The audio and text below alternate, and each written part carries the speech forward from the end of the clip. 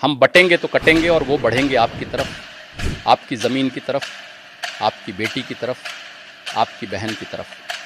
हम बटेंगे तो घटेंगे और वो बढ़ेंगे जनसंख्या में, आपको दिखेंगे हर दुकान में, हर स्कूल में, हर कॉलेज में, आपके मंदिर में, आपके मकान में।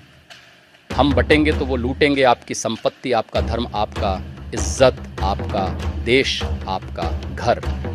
हम एक रहेंगे तो सेफ रहेंगे मदरसों से, मस्जिदों से, मज़ारों से, देश के गद्दारों से, कलयुगी खिलजी से, औरंगज़ेब से, लव जिहाद से, धर्मांतरण से, रेल जिहाद से, लैंड जिहाद से।